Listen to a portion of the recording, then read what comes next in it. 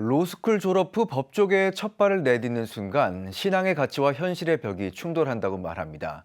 청년 변호사들은 법조인이 된 후에도 정의보다 생존을 우선해야 하는 현실을 마주하는데요. 이런 가운데 청년 법조인과 법학도가 함께 모여 기독 법률가로서 소명을 다짐하는 캠프가 열렸습니다. 이현지 기자가 다녀왔습니다. 고용된 총잡이가 될 것인가, 하나님의 정의를 실천할 것인가. 지난달 22일 기독법률가회가 주최한 예비 청년 법률가 캠프에서 청년 변호사와 로스쿨 학생 74명이 모여 신앙과 현실 사이에서 고민을 함께 마주하는 시간을 가졌습니다. 예수님을 인격적으로 만난 건 중학교 2학년 때인데요. 그때 하나님이 약자를 지키고 돌보라는 사명을 받았고 공익변호사가 되기 위해서 로스쿨에 진학하게 되었습니다. 영리를 목표로 하지 않고 사회적 약자의 권리 구제를 돕는 공익변호사. 하지만 현실의 벽은 녹록지 않습니다. 대한변호사협회에 등록된 변호사 3만 4천여 명 중 전업 공익변호사는 117명, 0.33%에 불과합니다. 게다가 공익변호사의 55%는 재정적 부담과 미래 불확실성을 겪는 것으로 알려졌습니다. 이상과 현실이 다른 건 비단 공익변호사만의 문제가 아닙니다. 법조 시장 전반이 점점 더 경제 논리가 우선되는 구조로 변하면서 대부분의 변호사는 대형 로펌이나 기업 법무팀에 취업해 고객의 이익을 최우선해야 하는 현실에 놓입니다. 로스쿨 서열화, 대형 로펌 취업 경쟁, 기업 변호사 간의 갈등 속에서 신앙을 지키는 법조인이 된다는 건 더더욱 쉽지 않습니다.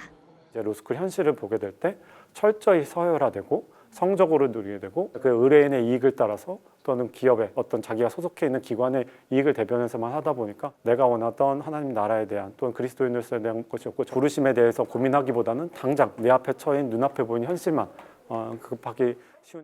이번 캠프는 이러한 현실 속에서 기독 법률가들이 어떤 방향으로 나아갈지 고민하는 시간이 됐습니다.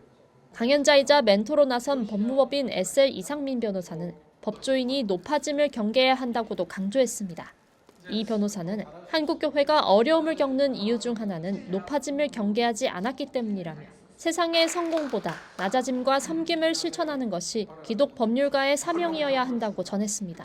법이라는 게 사람을 찾을 수도 있고 사람에게 치명상을 할 수 있는 것인데 이 기독 법률가가 아니라 고용된 총잡이로서의 법률가의 삶을 살 수도 있습니다. 기독교의 본질이 낮아지신 예수 그리스도를 따르는 것이기 때문에 기독 법률가로서 특별히 높아짐을 많이 경계를 해야 된다고 생각을 하고요. 기독법률가회는 1999년부터 매달 청계산 기도회를 열며 법조계에서 신앙을 지키려는 법률가들과 함께 기도했습니다. 2009년부터는 전국대회를 개최해 법률가 공동체의 역할을 확장하고 있습니다.